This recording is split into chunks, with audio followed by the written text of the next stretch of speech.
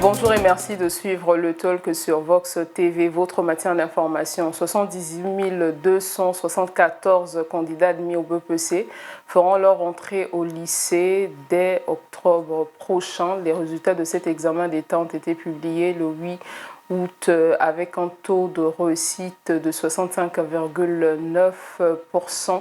Le département de la cuvette Ouest arrive en tête de ces résultats avec 84,85% et Brazzaville occupe la 6e place avec 66,55%. Les résultats de cet examen interviennent après ceux du bac général et technique publiés les 12 et 18 juillet dernier. Pour commenter cette actualité avec nous, deux invités sur ce plateau.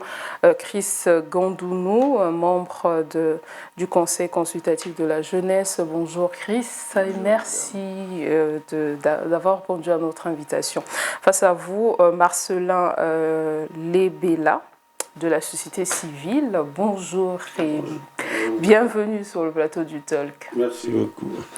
Voilà, avant de commenter les résultats du BEPC, parlons d'abord de cette épidémie qui sévit à Dolisie depuis le 30 juin dernier. La shigellose, la maladie dite des mains sales, couplée à la fièvre typhoïde et au choléra. Autre département touché par cette épidémie, Brazzaville, Pointe-Noire, la Bouenza, Le Poul. Parmi les mesures de riposte pour contenir cette maladie, la surveillance épidémiologique. Suivez ce reportage. Face aux députés préoccupés par le choléra, la shigellose et la typhoïde, trois épidémies qui ont déjà touché certains départements dont le Niari l'épicentre, le ministre de la Santé et de la Population, Gilbert Mokoki, a évoqué les dispositions prises par le gouvernement pour contrer la propagation de ces maladies dites des mains sales.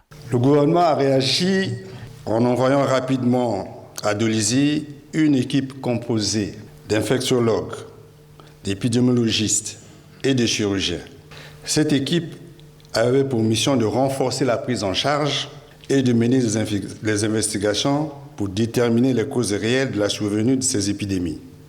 Parallèlement, le gouvernement a fourni des médicaments de qualité. Nous avons aussi renforcé la prise en charge avec une vingtaine d'obus d'oxygène qui venaient de Pointe-Noire parce qu'on a constaté des difficultés respiratoires, surtout au niveau des enfants.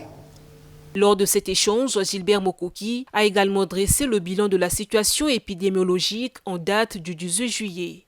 Il a été enregistré au niveau national 1752 cas suspects. Il y a 1401 cas guéris. Actuellement, 325 hospitalisés. Et nous déplorons 26 décès. Ici est de signaler que comparativement au premier jour, on note une régression significative des cas dans les hôpitaux. Le deuxième vice-président de l'Assemblée nationale, Roland Bouiti-Viodo, a par ailleurs appelé le ministre à faire une large sensibilisation à la prise en charge gratuite de ces maladies qui se manifestent par les douleurs abdominales, la diarrhée et le vomissement. Comme mesure préventive, il est demandé à la population de bien laver les aliments, se laver les mains avec du savon avant de manger et après les toilettes. Voilà. Alors, Chris Gandounou, nous avons suivi cette épidémie qui sévit à Dolisie depuis le 30 juin dernier. On parle de plus de 1000 personnes touchées et quelques 10 décès. Cette épidémie aujourd'hui déclarée également dans les départements Brazzaville, Pointe-Noire, Kwilu, Bouenza, Le Poul. Parmi les mesures, en tout cas, de riposte pour contenir la maladie, les autorités sanitaires ont annoncé la surveillance épidémiologique au niveau des formations sanitaires qui passent évidemment aujourd'hui pour lutter par la communication, parce que c'est dit la maladie des mains sales.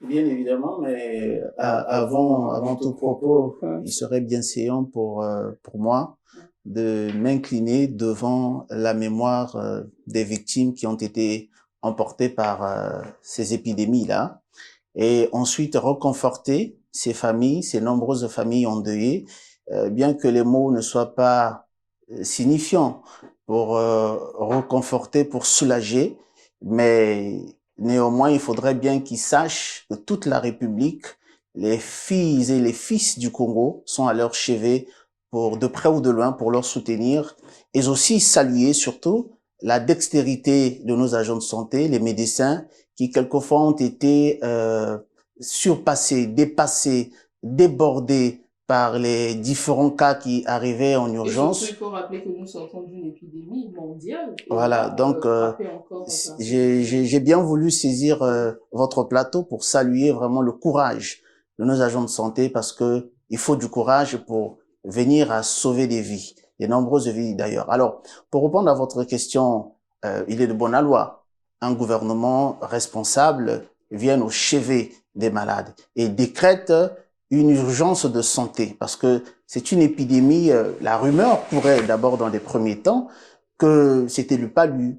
Voilà, il y avait encore un tâtonnement au niveau de la population. Moi, personnellement, j'ai été contacté par un ami, un collègue qui m'a demandé, mais est-ce qu'au niveau de Brazzaville, il y a également le paludisme qui sévit? J'ai dit non. Donc, il y avait cette rumeur, mais très vite, toutes les équipes ont été mises en place et ont pris le taureau par les cornes pour résoudre cette question. Il faut aussi rappeler que l'épidémie de la sigillose est une épidémie qui frappe chaque année près de 200 000 morts, nous disent les spécialistes à travers le monde. Récemment, en 2022, cette épidémie a frappé, je crois, si ma mémoire ne me joue pas des tours, en décembre, la Tunisie. Donc, c'est une maladie qui est connue des spécialistes, mais puisque les personnes qui sont en conflit avec les règles d'hygiène, souvent, sont le canal par lequel sont les plus exposés. Voilà. Donc, c'est de bonne loi que le gouvernement agisse très vite et prenne les dispositions. Il y a même une commission de solidarité qui a été montée parce que dans ce genre d'épidémie, ça demande beaucoup de ressources financières. Et donc, j'apprécie les efforts qui sont menés. Voilà, j'apprécie les efforts qui sont menés, bien qu'il y a encore beaucoup reste à faire. Au départ de l'épidémie, il y avait beaucoup de cas qui étaient signalés. Je crois ça dépassait des centaines de mille. Mais aujourd'hui, à en croire les informations que nous avons à travers les médias, il y a une baisse. Donc, on ne peut que regarder d'un bon regard et suivre la situation de très près. Voilà, Marcelin Lévela, un commentaire par rapport à cette épidémie. Déjà, je tiens à rappeler que nous sortons d'une épidémie mondiale, Covid-19, et là, Dolisie, encore, pas Dolisie seulement, le Congo encore touché par cette nouvelle épidémie. Ok, d'abord, je m'associe aux mots de mon cher débatteur ici. Les mots à l'endroit des victimes et puis à l'endroit des familles. Je fais mien tout son discours.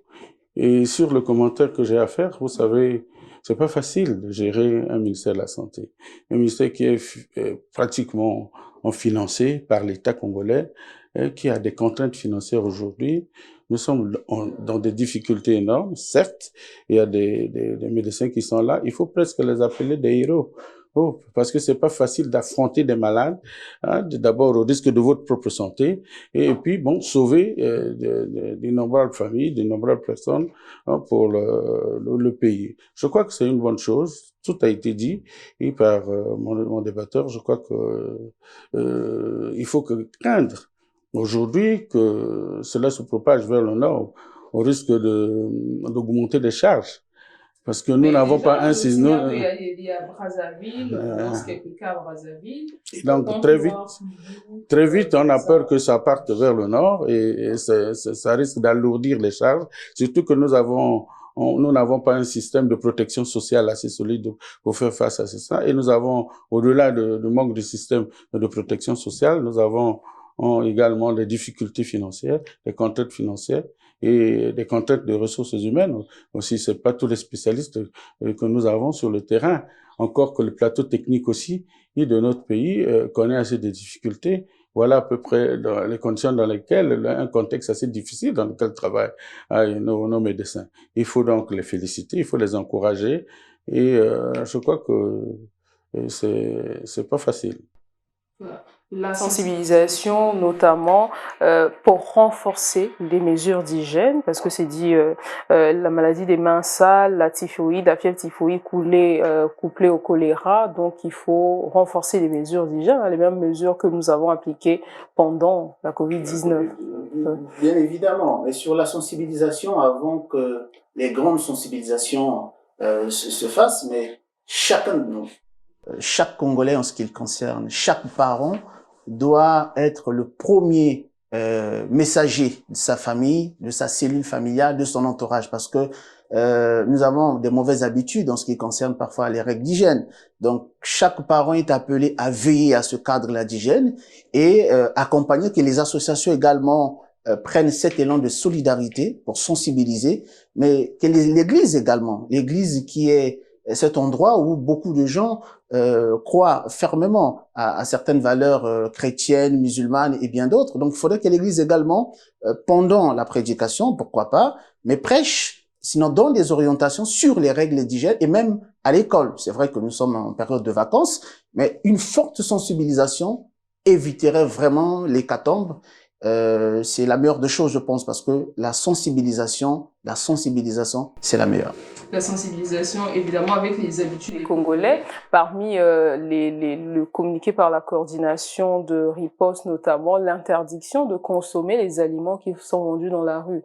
On sait que le Congolais est friand de ces aliments. Est-ce que ça ne va pas compliquer cette riposte? Non, je crois que c'est une bonne chose. Vous savez que au niveau du ministère de la Santé, il y a le service de communication. Et puis, les Congolais ont eu une certaine expérience de ces épidémies.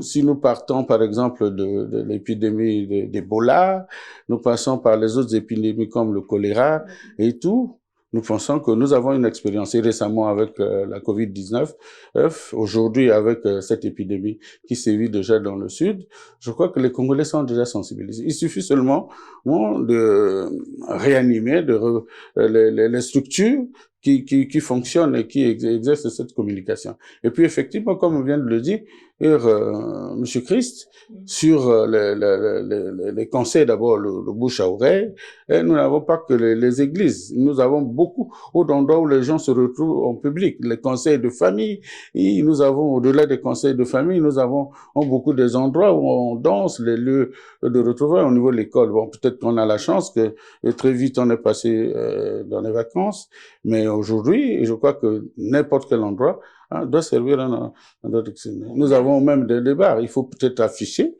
et partout, là où les gens se retrouvent, puisqu'il s'agit de la maladie des mains sales. Il suffit que quelqu'un tienne un verre, le suivant peut être contaminé. Voilà, beaucoup. Merci.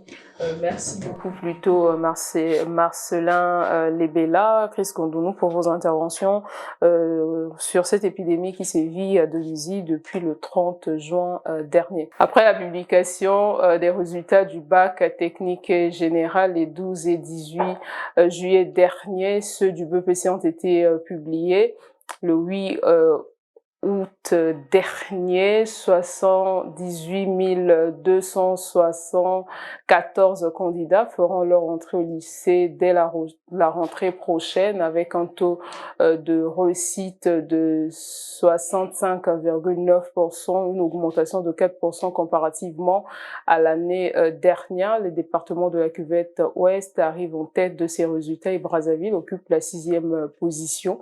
Suivez ce reportage réalisé par la rédaction de Vox TV. La moisson de la session du BEPC 2023 a donné ses fruits, a annoncé l'inspecteur coordonnateur des lycées de la zone 1 Brazzaville-Poul lors de la délibération des résultats qui a arrêté la moyenne d'admission à 10,00. En ligne de mire, le département de la cuvette ouest. Le département qui s'est classé premier cette année, c'est le département de la cuvette ouest avec 85,84%, suivi du département de la Sanga avec un pourcentage de 73,59%. Troisième, département de la Likwala avec un pourcentage de 73,13%. Les membres du jury du BEPC se sont basés sur plusieurs critères pour statuer sur la moyenne d'admission. Nous ne parlons plus des labos, nous ne parlons plus des veillées d'examen, ce qui nous permet de dire que notre examen gagne désormais en autorité.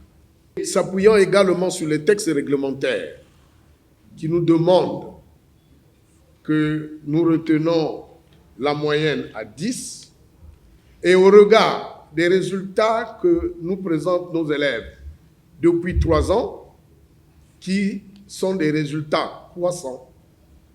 Si l'année dernière, nous étions autour de 61,02% pour 10, cette année, pour 10, nous venons de vous dire que nous sommes arrivés jusqu'à 65,09%. Le ministère de l'enseignement préscolaire, primaire, secondaire et de l'alphabétisation s'est félicité de ce taux de réussite général fixé à 69,02% par rapport à 61,02% l'année dernière. Voilà, Marcellin Lebela. Les résultats du BEPC affichés depuis le 8 août dernier, ce sont 18 264 candidats, soit 74 candidats admis aujourd'hui, un taux de réussite de 65,9%. Comme a dit le président du jury du bac, légère augmentation comparativement à l'année dernière. Est-ce qu'on peut se féliciter de ces résultats aujourd'hui de cet examen d'État? Malgré ce pourcentage. Bon, ben, on peut se féliciter de cela. Mais le problème, ma vision personnelle est telle qu'aujourd'hui, notre système d'enseignement a assez de problèmes. Parce que tout simplement, on sait quoi? Je considère. Lesquels, par exemple? Lorsque vous parlez des problèmes précisément, pour être plus précis, quels problèmes aujourd'hui? Oui. Il y a le contenu des programmes. De la formation, de l'instruction des enfants. Parce qu'aujourd'hui, hier, au CM2, les enfants écrivaient très bien. Et aujourd'hui, nous avons à l'université, beaucoup d'enfants ne savent pas écrire. Pour ceux qui enseignent à l'université, renseignez-vous, il y a ces problèmes. Nous ne pouvons prendre que cela. Moi, je pense que nous nous plaignons dans ce pays de ce que nous parlons souvent, l'adéquation, formation, emploi. Je crois que ce problème-là existe toujours, puisque nous avons des objectifs. Je parle en tant qu'économiste. Quels sont nos objectifs? Nous allons diversifier l'économie. La diversification de l'économie appelle, elle, d'abord, la diversification des qualifications ou des formations, et au-delà aussi, et une bonne formation de base et des formations intermédiaires assez solides. Moi, de tous ces résultats, c'est vrai qu'on avance, mais j'ai une certaine critique parce que j'ai toujours considéré que l'enseignement secondaire doit mériter une grosse réforme pour donner au bout de compte, parce que je considère que l'enseignement secondaire premier degré et l'enseignement secondaire deuxième degré, je parle du collège et du lycée, doivent donner aux Congolais, comme vous m'avez bien lu déjà, un métier. Au sortir du lycée, on doit savoir faire quelque chose. Le conseil est simple aujourd'hui. Nous formons beaucoup des éléments de BEPC. Dès qu'ils n'arrivent pas à avoir le bac, c'est un groupe de chômeurs que nous produisons. Et au-delà, si nous avons des gens qui trouvent le BEPC ou le bac, si ils sont en formation, ils nous reviennent à la maison. Moi, je crois qu'il falloir réfléchir sur ça. D'où je suis intervenu dans mon texte pour dire que nous avons besoin d'une réforme. Tous ces résultats, c'est très bien. On avance, c'est très bien. Mais on va vers où? C'est ça la question. Le Congo, c'est plein de problématiques. Parce que l'école, c'est fait pour résoudre les problèmes, donner des réponses aux problématiques qui existent. Nous avons par exemple aujourd'hui l'économie numérique, qui englobe l'économie sociale et les techniques de production qui sont activées par les plateformes, l'Internet et les capteurs et de tout le reste. Nous devons former des gens là-dedans. Nous avons aussi d'autres spécialités qu'on appelle par exemple les spécialités les spécialités comment vous appelez ça? Excusez-moi le terme. Donc, nous avons des spécialités et qui sont orientées vers l'industrialisation du pays. Le génie, par exemple, industriel, le génie informatique, le génie civil. Tout ça, c'est des spécialités qu'on devrait former les gens ici. On ne va pas là où vous évoquez, c'est vrai que nous sommes d'abord dans le commentaire, l'avenir de ces enfants après le BEPC, après le bac, après le bac, oui. On peut se satisfaire de cette augmentation, on peut être content, mais au-delà, moi j'ai déjà, les Chris Gondounou, les résultats n'ont pas été cette année pas catastrophiques, pas en deçà des 40%. Là, nous sommes à 65,9%. Ça veut dire que les choses sont... est-ce qu'on peut parler d'un examen réussi, d'une organisation réussie? Lorsqu'un enfant vous apporte des résultats satisfaisants, ça suppose que, en tant que parent, vous avez mis les bouchées doubles pour que l'enfant atteigne cet objectif-là. Je suis d'accord avec Monsieur Marcellin que notre système éducatif doit être réformé. Et je suis également d'accord avec Monsieur Marcellin que notre système éducatif présente des insuffisances. Mais je voudrais également inviter Monsieur Marcellin à être d'accord avec moi que des efforts ont été fournis, ce qui nous emmène à constater de façon palpable ce chiffre qui est atteint.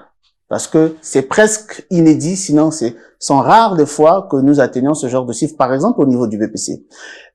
Effectivement, nous avons eu des problèmes au niveau du système éducatif. Il y a eu le problème du pléthore des salles de classe, une surpopulation scolaire des salles de classe. Il y avait des effectifs parfois dans les salles de classe de 200 et quelques. Mais ce problème a été résolu avec... Il a touché non seulement la qualité de la formation, mais aussi il faut former les enfants à des métiers techniques pour en faire des employeurs, pas que de produire, que l'école ne produise pas des chômeurs en masse. Je vais arriver.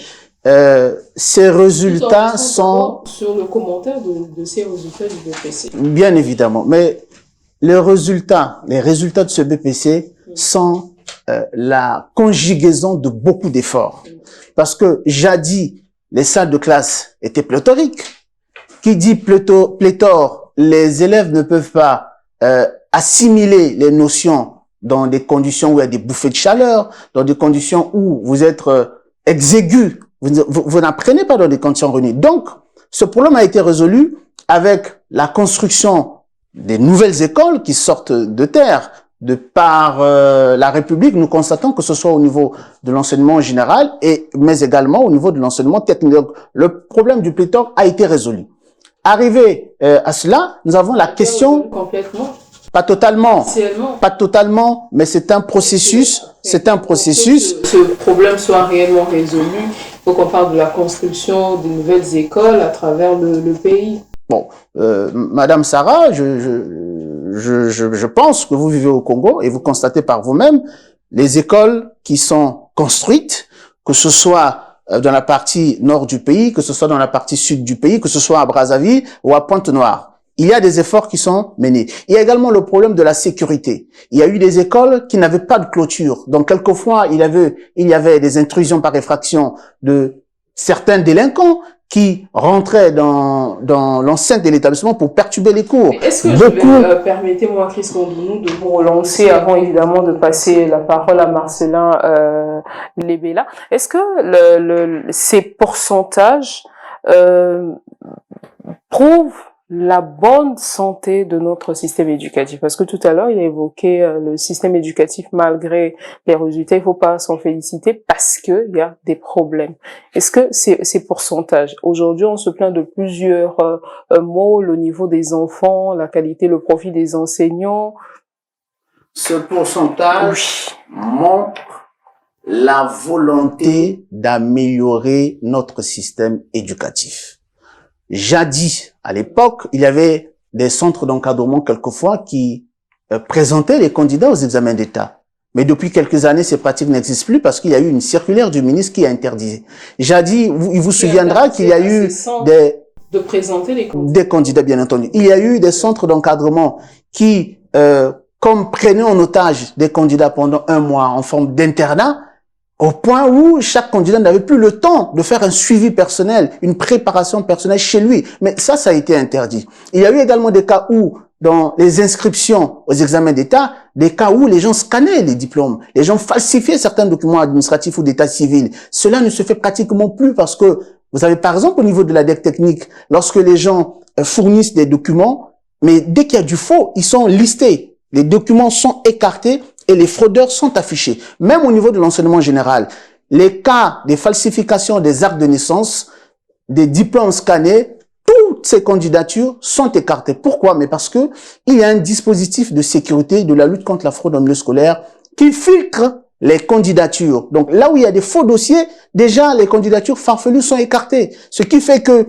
il reste un bon échantillon, il reste des personnes qui ont la volonté d'apprendre et qui apprennent dans des conditions. Il y a également l'enseignement. Vous savez, si on n'investit pas, si on ne prend pas de façon sérieuse la question des ressources du capital humain, quelquefois ça peut emmener certaines questions à boitiller. Vous avez par exemple les enseignants prestataires. Pour cette année, je pense, sauf si ma mémoire me joue des tours, il n'y a pas eu d'arriéré pour les bourses des enseignants. Ils sont régulièrement payés. Et vous savez, sur les questions du nerf de la guerre, un enseignant qui n'est pas payé, mais il n'a pas la motivation de préparer son cours. Donc, ces conditions ont été réunies. Ils ont été régulièrement payés, ce qui donne la motivation de transmettre le savoir à ses apprenants parce qu'un ventre affamé n'a point d'oreille. Si on peut faire un tour en arrière concernant l'organisation de ces 3 examens d'État, BEPC, bac général, bac technique, marqués cette année par la lutte contre la fraude notamment menée par la HALC, la Haute Autorité de lutte contre la corruption au Congo, pour sécuriser justement ces examens. Vous savez, madame, oui. Quand vous parlez de la fraude, déjà, je pense que c'est déjà un défaut de notre enseignement. Voilà les problèmes que je suis en train de soulever. Parce qu'un enfant bien éduqué depuis l'école primaire doit apprendre à se battre tout seul et ne jamais compter sur la fraude. Ça, c'est un grand problème. Et comment on doit résoudre ce problème? C'est un problème de la maîtrise de ce que nous appelons les valeurs cardinales d'un enfant, qui doivent être données. Il y a la question de la responsabilité, la maîtrise de soi, l'humilité, et suivre les guides, par exemple, qui sont des questions à résoudre au niveau de l'école primaire. Parce qu'un enfant qui sait qu'il ne doit pas tricher, et c'est ça. Parce que les fraudes massives, notamment pendant les examens d'État, jettent le discrédit sur la suspicion aussi sur le niveau de ces élèves. Sans la conséquence de la faiblesse de ce système. Et c'est un danger. Et donc, voilà pourquoi moi je pense qu'il est très important. C'est pas une question de pléthore. Si vous regardez la grille des spécialités dans le monde, il y en a plein. Mais au Congo, on ne fait que la même chose. On n'a jamais réformé notre système. La même chose depuis quand exactement? Depuis que moi je suis né, je ne constate que le même système. Donc, les niveaux, on ne peut pas discuter puisqu'on ne va pas changer les niveaux. Mais les contenus des programmes, les enseignements donnés, mais déjà, cette année, les programmes ont été changés. À l'école primaire, CP1, c'est... Madame, moi, vous utilisez l'Internet, le téléphone. Dites-moi où est-ce qu'on peut apprendre à gérer ces structures, ces fonctions. Ici au Congo, nous les utilisons. Vrai ou faux? Vous êtes ici dans un univers super électronique. Dites-moi, où est-ce qu'on peut apprendre ça? Ici chez nous. Même pas la caméra. C'est des problèmes, c'est des spécialités. Les gens s'intéressent à ces spécialités. Est-ce qu'on ne peut pas les former? On ne devrait pas se plaindre de pléthore. On devrait plutôt se plaindre de la formation même.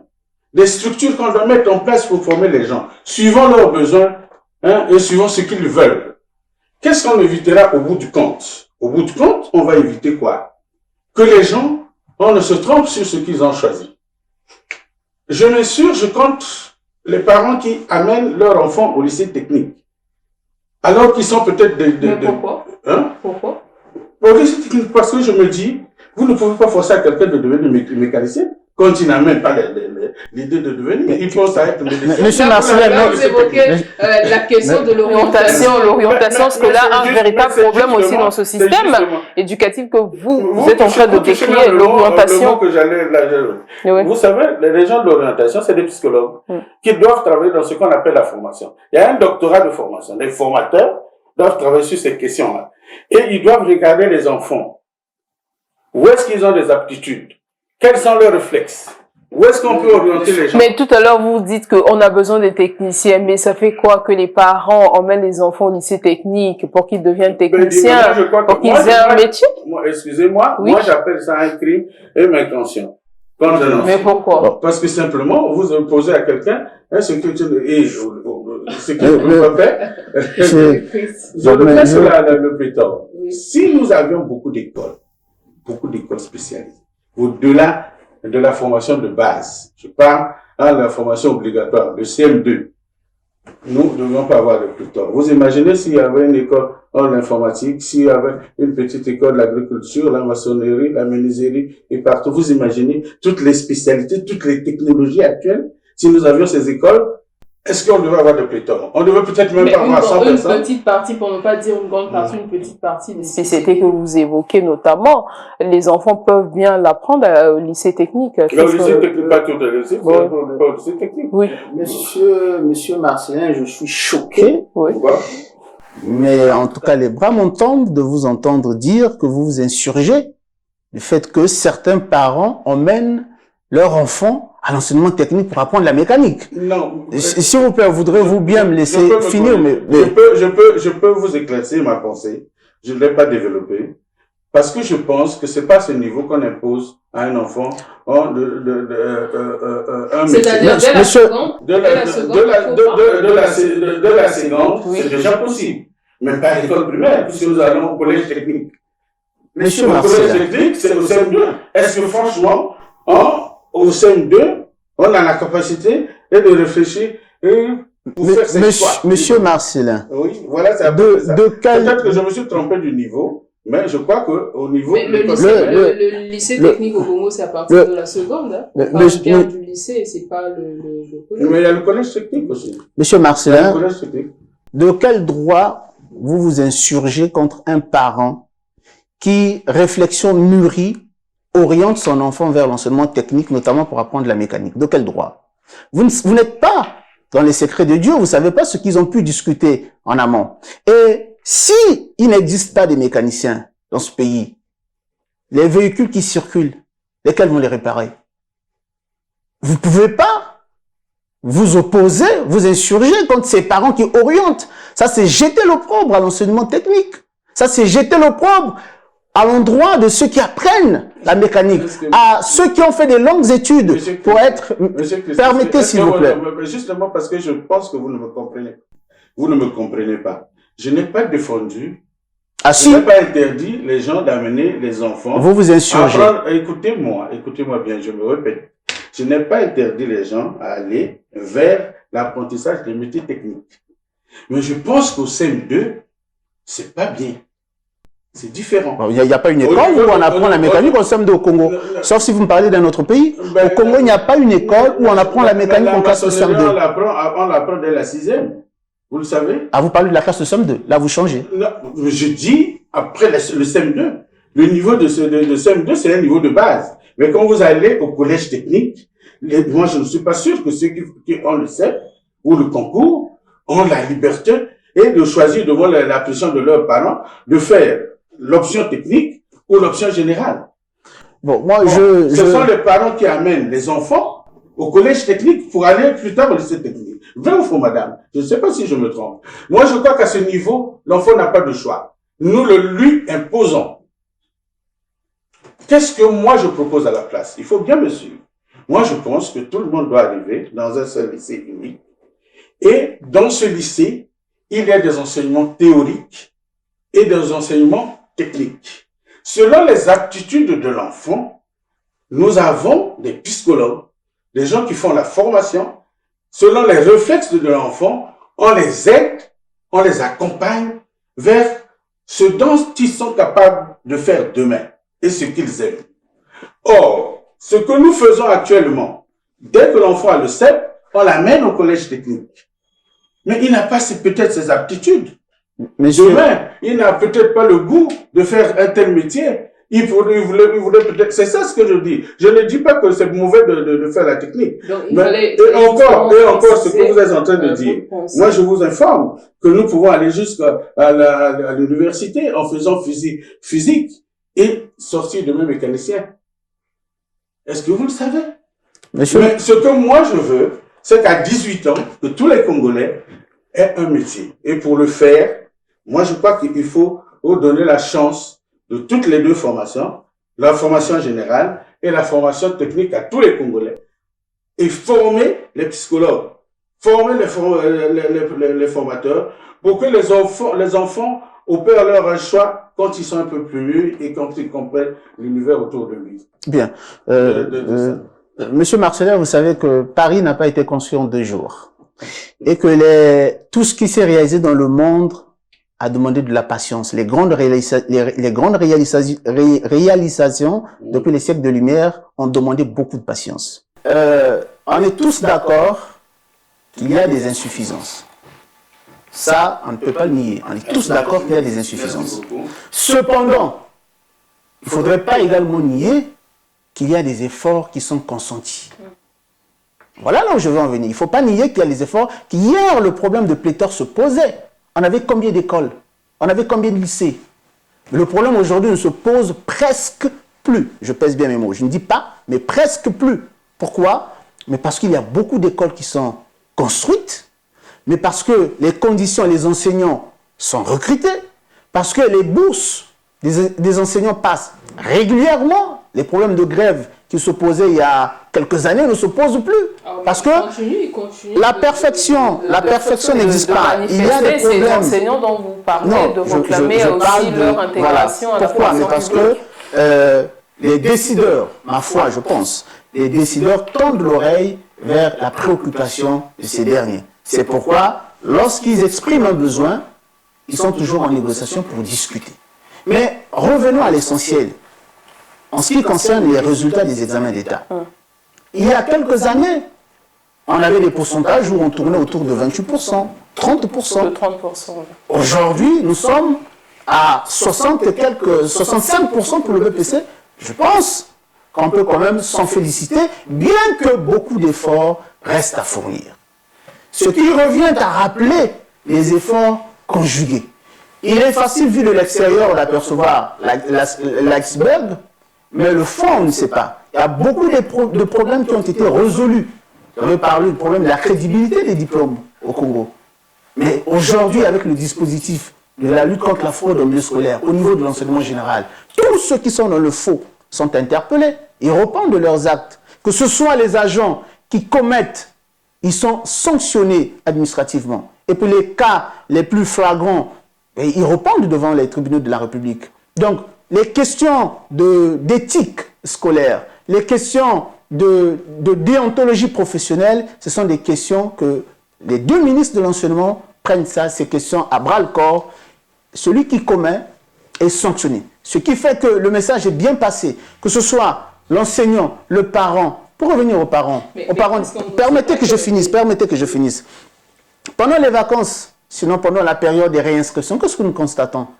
Mais beaucoup de parents d'élèves sont les premiers à les corrompre. L'enfant qui a fait une moyenne de redoublement, ce parent vient négocier souvent. Bon, il a atteint telle moyenne, mais moi j'ai des projets pour mon enfant. Est-ce que, voilà, moyennant quelque chose, vous ne pouvez pas l'admettre en classe supérieure? Mais la première responsabilité également est celle des parents. Chaque parent qui est le premier à dénoncer, c'est bien. Mais soyons également responsables et exemplaires parce que nous-mêmes, en tant que parents, nous sommes les premiers vecteurs de la corruption. Nous-mêmes, les parents, nous sommes les premiers à aller surdoyer là où il ne faudrait pas. Donc, il y a un dispositif, par exemple, au niveau des deux ministères de l'enseignement général, que j'apprécie, dispositif de lutte contre la fraude au milieu scolaire. Le faux ne passe pas. Les enfants qui vont tricher pendant les examens avec les téléphones portables, les téléphones sont saisis. Et il y a des enquêtes qui sont menées. Et une fois que cela est constaté avec des preuves matérielles, mais vous êtes écarté, vous êtes sanctionné. Donc il y a des efforts, ce qui fait que depuis quelques années maintenant, les gens prennent conscience, les candidats eux-mêmes également prennent conscience, ce qui fait que nous obtenons aujourd'hui ces résultats. De la fraude, justement, lutte, c'est un processus, mais ça n'a pas été totalement éradiqué. Ben non, madame, j'espère que vous ne faites pas semblant. Vous savez que le vol existe, mais pourtant, à travers le monde, il y a beaucoup des institutions policières, la gendarmerie, mais pourtant le vol existe toujours. Donc ces institutions existent pour atténuer tant soit peu. Il y a des phénomènes sociaux qui ne peuvent pas être éradiqués à la perfection. Voilà, c'est un processus et ces institutions doivent exister. Dans notre pays, nous avons beaucoup d'institutions dans ce sens-là. Nous avons la HALC, nous avons au niveau des 2 ministères de l'enseignement les directions de la lutte contre la fraude en milieu scolaire et des infractions assimilées. Et nous avons encore d'autres organes qui luttent. Nous avons aujourd'hui un ministère du contrôle d'État. Donc, au niveau institutionnel, il y a des efforts qui sont fournis. Cependant, il y a des insuffisances. Et ces insuffisances-là, le gouvernement a sa part de responsabilité. Nous, parents, nous avions notre part de responsabilité. Évidemment, dans cette chaîne, des parents interviennent qu'en dernier lieu. C'est à l'État, justement, le gouvernement, comme vous l'évoquez, d'organiser le système éducatif dans un pays, de fournir l'éducation de qualité aux enfants. Oui. Bon, ben, moi, je pense que, M. Christ, il ne faut pas traiter la conséquence. Il faut aller vers les causes. Et puis, il faut savoir quel est notre objectif dans ce pays pour l'école. C'est pour former les cadres de demain. Pour prendre en charge, pour donner des réponses aux problématiques qui se posent à notre société. Quelles sont les problématiques, par exemple? Il y a eu le problème du pétrole, ça a été résolu. Aujourd'hui, je suis d'accord. Chris Gandounou, je vous en prie, laissez Monsieur Lebela poursuivre. L'école, c'est fait pour résoudre les problématiques de la société. Quelles sont nos problématiques? Il faut regarder là où nous sommes par rapport aux autres. Quelle est notre situation de développement aujourd'hui? Qu'est-ce que nous voulons atteindre? Qu'est-ce que nous voulons résoudre? Avec qui nous voulons résoudre? C'est d'abord avec les Congolais. Et nous devons les former pour régler, pour donner des réponses à ces problématiques. Et je vous ramène toujours à la situation où vous devez comprendre que la fraude, ce n'est pas le seul problème de l'enseignement. Il y a même l'enseignement lui-même, son contenu aujourd'hui. Parce que le problème qui se pose aujourd'hui, c'est le problème du développement, le problème de régler les situations des personnes. Nous avons besoin, par exemple, je prends par exemple des spécialités de l'habillement. C'est des problèmes d'aujourd'hui, les gens aiment s'habiller. Mais nous devons former les gens déjà depuis la fabrication du tissu, la confection du tissu, la vente du tissu dans ce pays. Mais c'est les Congolais qui vont le faire. Nous n'allons pas toujours importer les habits. Tout ce que nous importons ici, ça vient d'ailleurs. C'est fait par des gens qui ont été formés dans les écoles. Où sont nos écoles là? Voilà pourquoi je vous ramène sur la réforme. Parce que si nous voulons régler, je n'en disconviens pas. Je sais que l'école, l'État met beaucoup d'argent dans l'école. Mais la gestion, c'est pas celle-là. C'est pas celle-là. On paye beaucoup d'enseignants, on paye beaucoup. L'État fait beaucoup d'efforts. Mais l'État n'est pas là à réfléchir aussi sur la question. C'est les ministres qui doivent le faire. Nous avons une réforme. Qu'est-ce que l'État attend de nous? Si moi je suis ministre de l'enseignement, qu'est-ce que le ministre attend de moi? Former les gens de telle sorte qu'à 18 ans, parce qu'à 18 ans nous avons des pères d'enfants, nous avons des gens qui sont pères d'enfants et mères d'enfants, mais qui sont pris en charge par les parents parce qu'ils ne peuvent rien faire. Après le bac, personne ne sait rien faire. Vous êtes conscient de cela. Ce n'est pas une question de pléthore, c'est une question de donner la possibilité aux Congolais de faire leur choix librement sur les spécialités. Beaucoup de gens ne viennent pas à cette fonction, par exemple, sont devenus, c'est pas parce qu'ils aimaient devenir journalistes, c'est parce que la contrainte les oblige. Non, je dis, c'est pas tout le monde, j'ai bien dit, c'est pas tout le monde. Moi, je n'ai pas voulu être statisticien, j'ai bien voulu être médecin, oui. Bon, mais écoute. Mais il faut dire que M. Lebela, tout le monde n'est pas dans votre situation. Parce que moi, j'ai fait un choix de conviction et la passion. Ça veut dire qu'il y a certains aussi qui choisissent leur métier par conviction, par passion. Et non par. La réforme ne peut pas naître dans une tête. Oui. La réforme naît dans une tête Et donc pour vous, malgré les 65,9%, c'est bien le taux de réussite, le taux de réussite. Cela ne veut pas forcément signifier la bonne santé de notre système scolaire. C'est là où il n'y a presque pas d'enseignants. Oui. On fait le bon chiffre. C'est dans la cuvette ouest. Et dans les trois examens d'État, la Nicolas, la cuvette ouest est arrivée. Mais on arrive premier. Bon, écoutez, on doit s'expliquer quand même. Madame Saba. C'est-à-dire. Comment, sans enseignants, on peut être premier. Madame Saba, oui. Je pense que nous ne sommes pas à un concours de petites blagues. Non. Nous parlons des choses sérieuses. Très sérieuses. Moi, je suis très sérieux. Notre système éducatif. Des chiffres, des arguments, mais démontrer.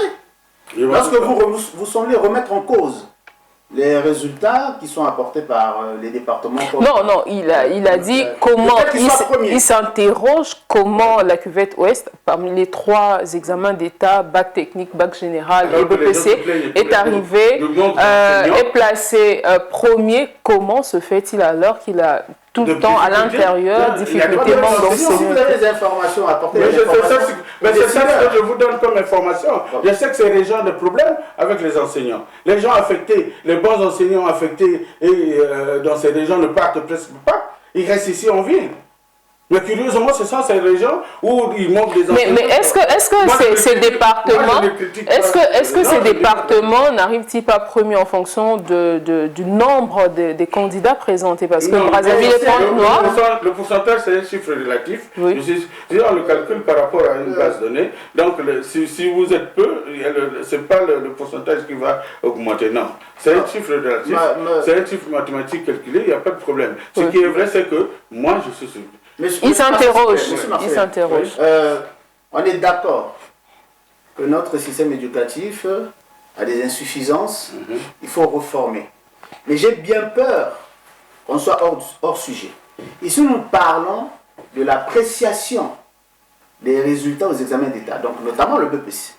Oui. Or, à vous entendre parler, vous développez plus dans l'orientation, donc la réforme, les disciplines. Je suis d'accord qu'il y ait des disciplines d'avenir sur l'environnement, sur le numérique. Je suis d'accord avec vous. Mais nous ne sommes pas hors sujet.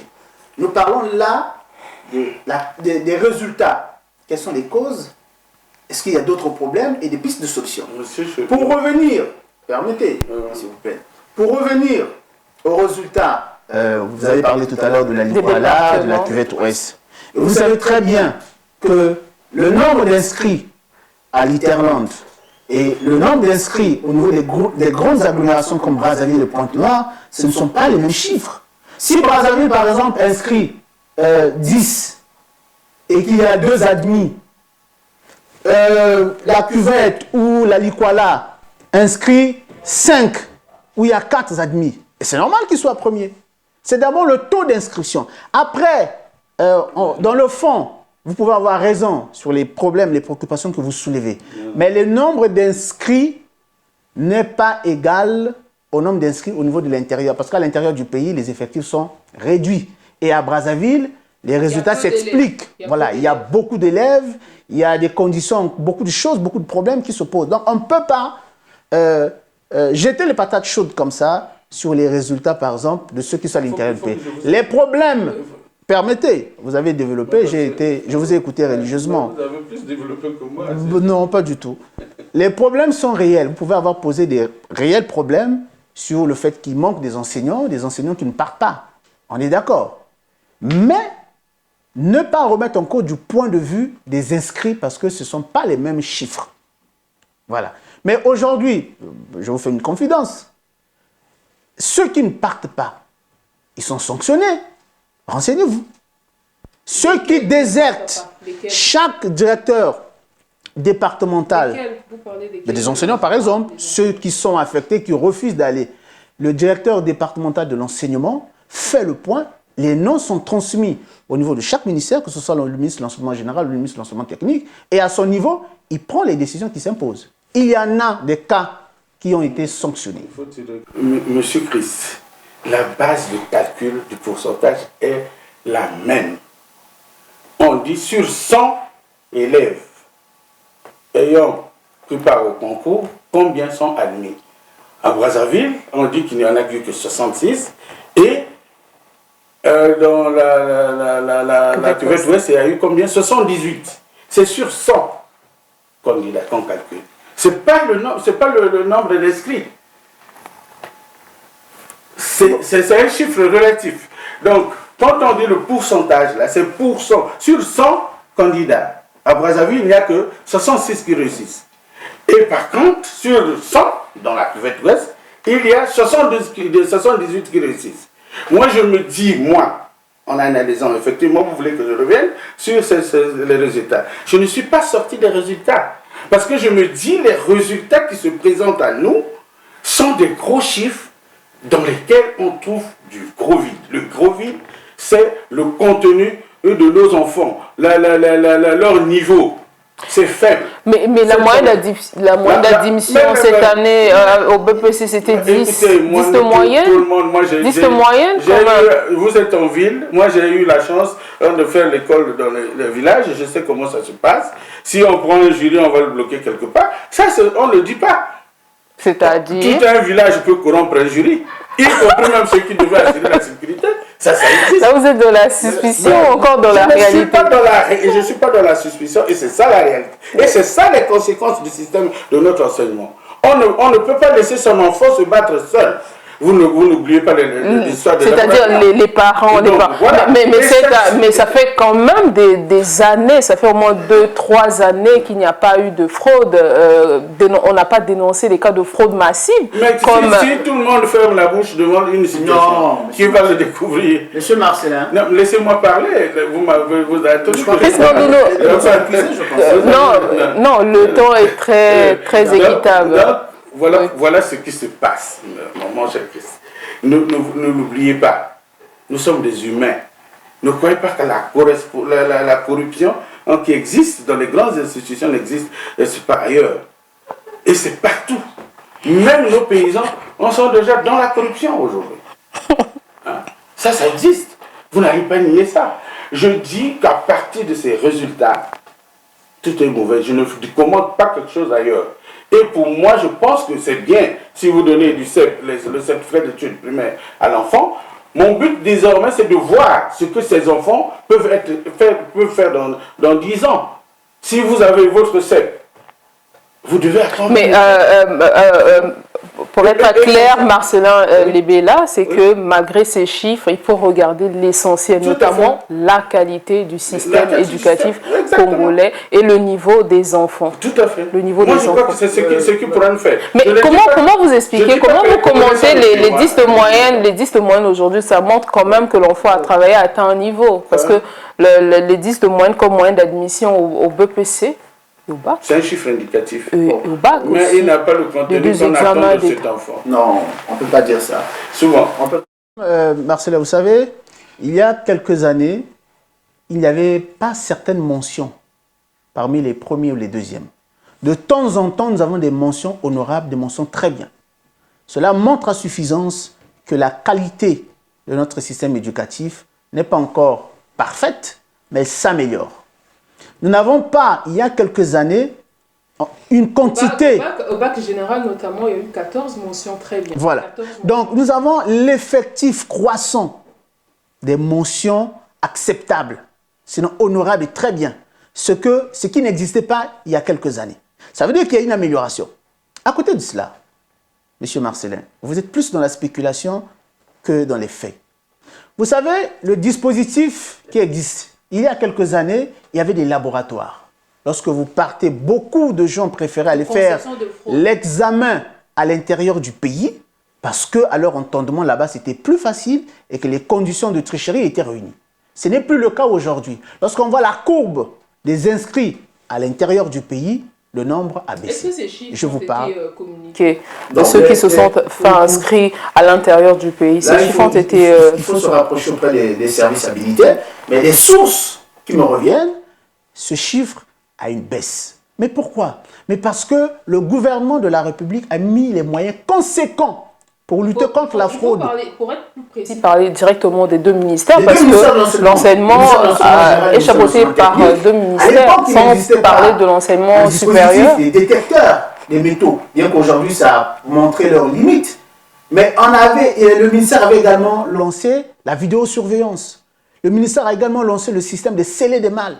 Le ministère avait également lancé le carénage GPS. Donc, lorsque la malle se déploie, la malle est tracée. Les enveloppes des sujets sont scellées. Et au niveau, à l'intérieur du pays, il y a un dispositif de la lutte contre la fraude en milieu scolaire pour les deux ministères. À telle enseigne que lorsqu'il y a un laboratoire, même au niveau des WhatsApp, ils ont des partenaires, ce qui permet d'identifier ceux qui émettent les sujets via même les téléphones, le phénomène des tombeaux déposés. Mais ces personnes sont souvent interpellées si vous n'avez pas les informations. Aujourd'hui, au niveau... C'est-à-dire en plein, c'est quoi exactement? Le phénomène des tombeaux déposés, c'est un phénomène où le sujet est traité à l'extérieur avec une copie et on vient juste pour l'insérer, sinon l'introduire dans la salle en complicité avec quelques gens. Et à chaque examen, il y a des cas comme ça qui sont déjoués par les délégués de la lutte contre la fraude en milieu scolaire. Donc vous ne pouvez pas venir sur un plateau comme ça, nier. Il y a... Permettez, M. Marcellin, permettez quand même. Vous parlez, il faut vous résumer. Non. Parce que ce qui est... Monsieur Marcellin... Vous êtes en train de dire ce que je ne dis pas, et je déplore. Je dis ceci, je suis d'accord avec toi, avec vous sur l'amélioration de la qualité des résultats. Moi, je suis sur plutôt l'augmentation du chiffre. Mais moi, peut-être que je suis là, j'observe la chose. Moi, je ne suis pas enseignant, moi. Mais moi, je constate deux choses. Oui. Qu'il y a jusqu'à présent des problèmes avec ces enfants quand ils avancent. On est d'accord. Ils arrivent, ils n'ont pas de niveau. On est d'accord. Ils arrivent, ils n'ont pas d'emploi dès qu'ils finissent le bac. On est d'accord. Ils n'ont aucune qualification. Ils grandissent. Certains ne peuvent même plus affronter l'université. Je crois que c'est des problèmes. C'est vrai, on peut être heureux des résultats tels que vous êtes en train de me les présenter. Je ne suis pas en train de faire la spéculation. C'est des problèmes sérieux. Parce que chacun de nous a un enfant. On ne peut pas spéculer sur quelque chose qui est sérieux. Je vous dis encore qu'une réforme n'est pas dans la tête de 10 personnes. Je vous invite à réformer, sans nier la qualité de vos résultats que vous jugez bons. Mais je dis, est-ce que cela nous amène où? Notre système d'enseignement. Nous avons des problématiques qui se posent à nous. Nous avons besoin des solutions qui se posent à nous. Mais nous n'avons pas les ressources humaines nécessaires pour développer notre pays. Parce que nous devons les puiser dans cette école-là. Ils n'ont pas le niveau de recevoir les formations qui viennent d'ailleurs, simplement parce qu'ils manquent de niveau. Mais pourquoi on doit se satisfaire de ça? Il faut relativiser, il faut dire certains, pas tous. J'ai eu la malchance d'étudier ailleurs. Moi, j'ai eu la malchance d'étudier à l'étranger. Et j'ai eu peut-être aussi la chance d'étudier au village. Mais on ne savait pas ce que c'est qu'une téchérie. On ne savait pas la bombe. On ne connaissait pas de tout. En tout cas, tout ça, on ne connaissait pas. On n'avait pas besoin d'un enseignant. Quand il vous envoie dans la salle, l'enseignant se bat dans la salle de classe pour donner le maximum à son élève. Et il attend la liste. Le directeur de l'école attend à la maison. Mais ici, les gens accompagnent tout. Les parents accompagnent les enfants à l'école. Tout le monde accompagne, bourré d'argent, bourré de petits morceaux de papier. Moi, je crois que c'est un danger. Et vous êtes heureux des résultats de ce genre?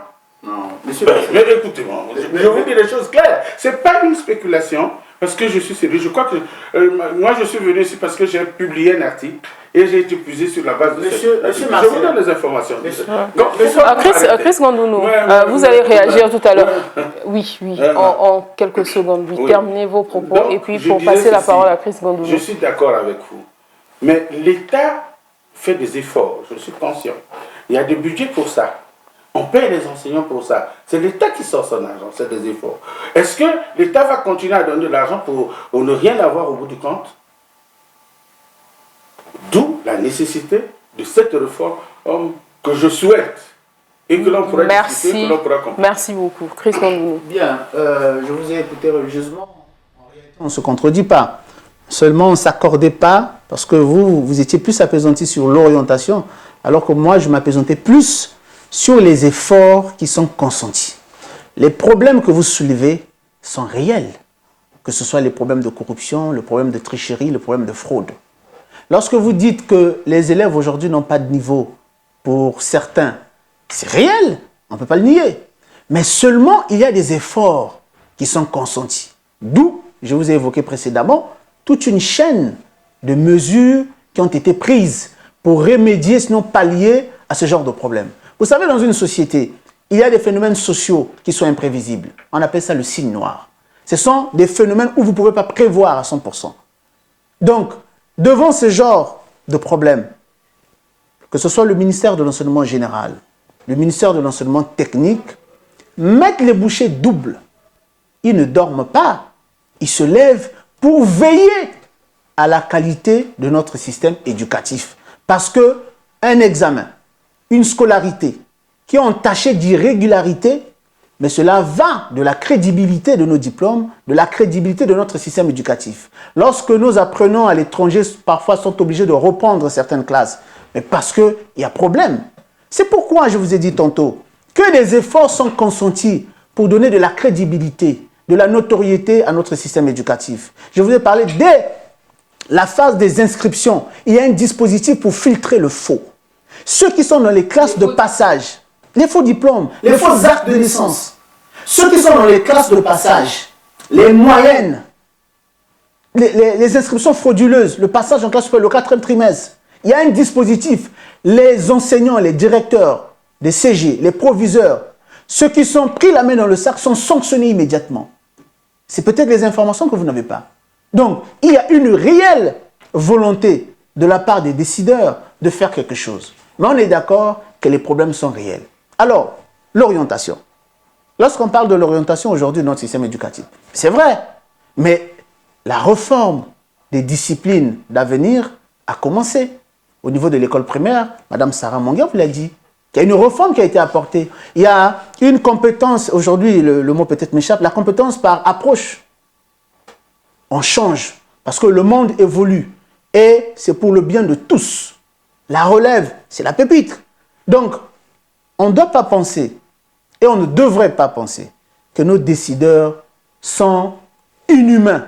Ils observent ce qui se passe dans la société. Et je suis d'accord avec vous qu'il faudrait que nous fassions assez d'efforts pour reformer notre système éducatif, pour que les élèves aient le niveau requis. Est-ce que c'est pas, Chris Ngandounou, est-ce que c'est pas le moment approprié pendant justement la publication des résultats des examens d'État de s'interroger sur la qualité, au-delà des chiffres, au-delà des pourcentages, au-delà de la moyenne d'admission, de s'interroger sur les vrais problèmes tel qu'est en train de l'évoquer Marcelin Lebela, les vrais problèmes de notre éducation, hormis de nous arrêter à nous satisfaire d'un pourcentage, de regarder les vrais problèmes, de les toucher. Mais bien évidemment, parce que il nous souviendra, dans un passé récent, qu'il y a eu le lancement des États généraux de l'éducation. Ça veut dire que beaucoup de problèmes ont été posés. Les problèmes sont réels. Et le mal est profond. C'est pourquoi, pour apporter la réponse à ces questions, qu'il y a eu le lancement des États généraux de l'éducation. Les problèmes de l'éducation sont réels. Ils existent, ils sont réels. Nous sommes de la société depuis toujours, depuis la nuit des temps. Nous sommes de la société, nous vivons. Et même nous-mêmes aussi, dans notre cursus, nous avons vécu ce genre de problème. Maintenant, il faut aller dans la phase des propositions pour améliorer la qualité de notre système. La réforme qu'il a proposée tout à l'heure, avant de lui passer la parole, la réforme qu'il a proposée tout à l'heure, c'est pas parmi les pistes de solutions, justement pour régler. Voilà pourquoi je disais tantôt qu'on ne se contredit pas. On se contredit. On est d'accord que notre système éducatif doit être réformé. On est d'accord sur ça. Voilà. Donc la réforme qui s'impose, et je crois, ma foi, que les décideurs ont sur leur table des réformes. Je crois. Parce qu'il faut être optimiste. Alors, si ce n'est pas le cas, chaque Congolais qui a des propositions est emmené. On peut gérer un département par l'optimisme ou encore par les actes et tout. Oui, allez-y. Non, monsieur Christ, vous voyez, ils ne sont pas des monstres, ce n'est pas des super-hommes, c'est des nuises, c'est des personnes comme vous et moi. Ils peuvent se tromper. Bien évidemment. Et donc, s'ils se trompent, c'est à des occasions comme ça que nous leur donnons des Tout à fait. Nous avons dans ce pays des problèmes de l'enseignement. Vous allez vous renseigner à l'université, c'est des mêmes problèmes. À tous les niveaux? Moi, j'ai ma fille qui enseigne à l'université qui se plaint. Donc, je vous dis qu'il y a des choses qui se passent dans notre pays qu'il faut trop vite, très vite rattraper. Sinon, ça sera trop tard. Voilà, nous sommes aujourd'hui dans le monde numérique. On ne prend aucune disposition pour mettre des écoles. Alors qu'en France, par exemple... Des écoles sur le numérique? Écoutez... Non, mais je veux comprendre. Moi, je parle de l'économie numérique. Ok, d'accord. C'est une branche de l'économie très importante qui participe à la croissance. Et là-bas, on active le développement économique à partir de plateformes, l'Internet, de mobiles et capteurs, tout ça. Ça participe au développement du pays. Mais nous, on ne met pas des écoles pour ça, ne serait-ce que capter ce volet de l'économie. Mais et demain, nous allons nous plaindre. Nous avons aujourd'hui, par exemple, des secteurs entiers. Je prends les mines, par exemple. Je prends les secteurs miniers. Le secteur minier a besoin de beaucoup de choses aujourd'hui. Le transport des mines. Est-ce que nous avons des voies ferrées? Non. Est-ce que nous ne pouvons pas former des ingénieurs capables de construire des voies ferrées chez nous? Nous avons des problèmes de ports minéraliers. Nous avons des problèmes énergétiques. Il faut savoir quels sont nos problèmes, les problématiques de notre pays. Parce que l'école doit les résoudre. Ce n'est pas des Français ou des Européens qui doivent venir chez nous. Encore qu'ils ont leurs propres problèmes. Mais c'est l'école qui doit les résoudre. Mais pour les résoudre, il faut que nous reformions notre enseignement pour tenir compte de ces problématiques. Former les ingénieurs dans ce sens. Former ceux qui réfléchissent dans ce sens. Sans oublier que nous avons aussi des formations générales.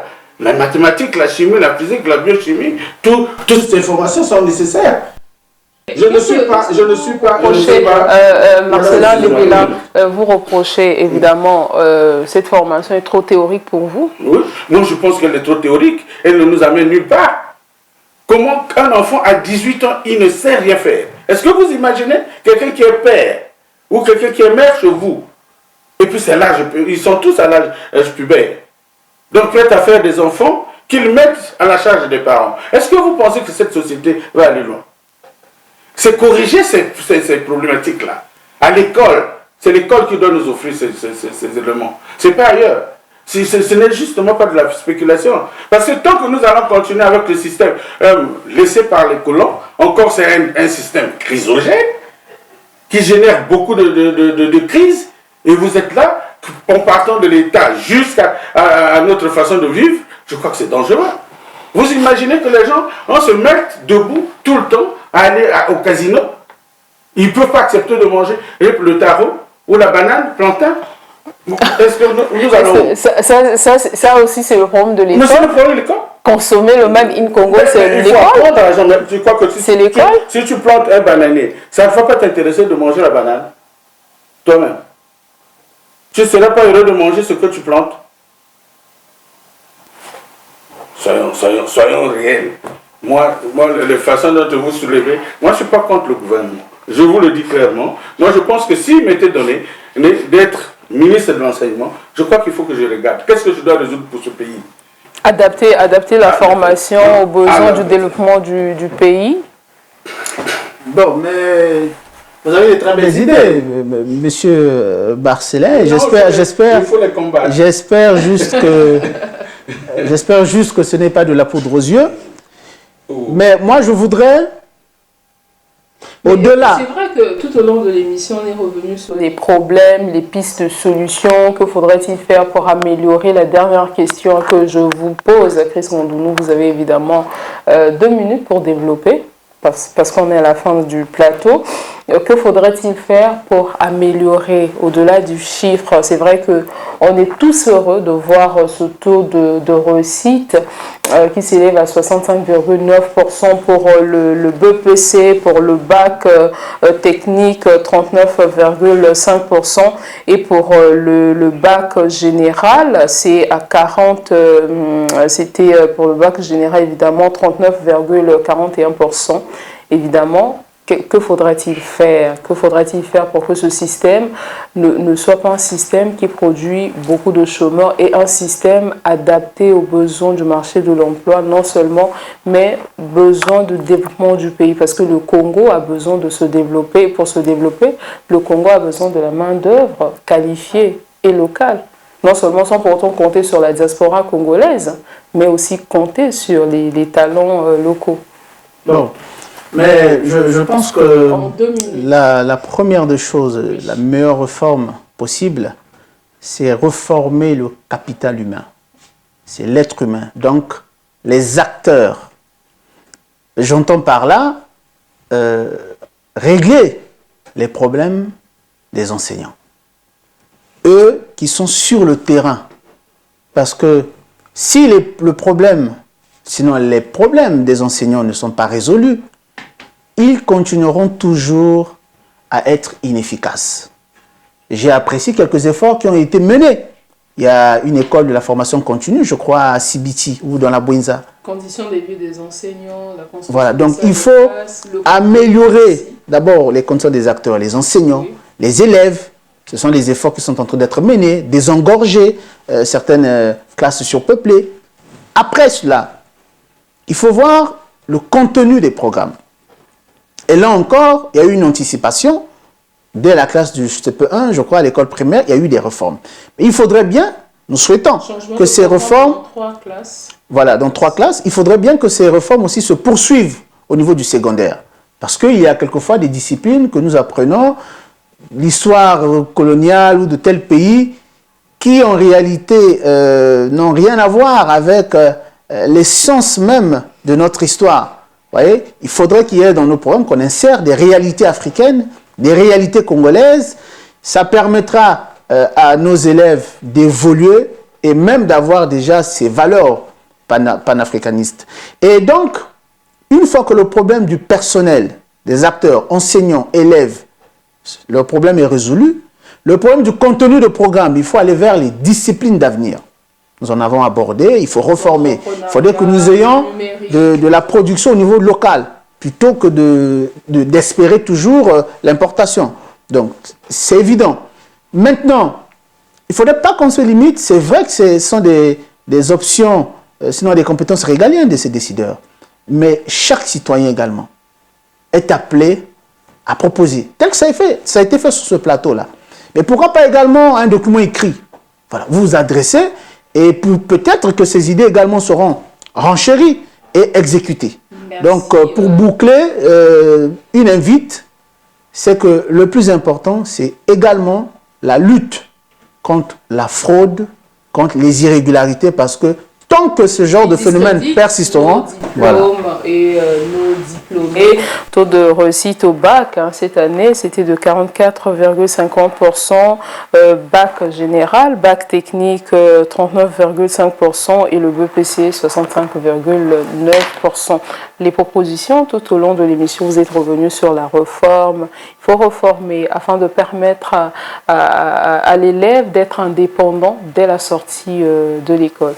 Ça me permettra peut-être de conclure, puisque notre conclut.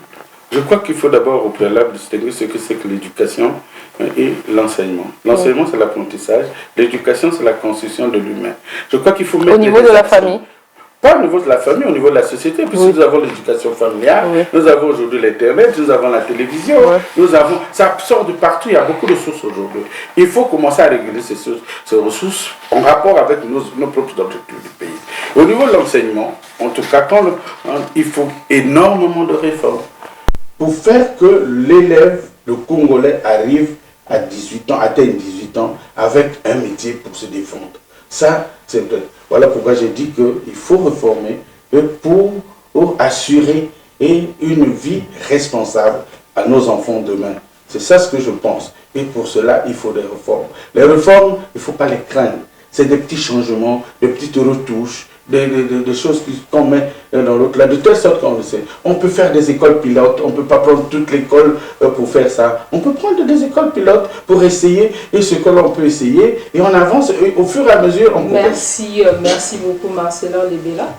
Voilà, Chris Gondounou, membre du Conseil consultatif de la jeunesse. Merci à vous deux pour avoir analysé avec nous ces résultats du BEPC.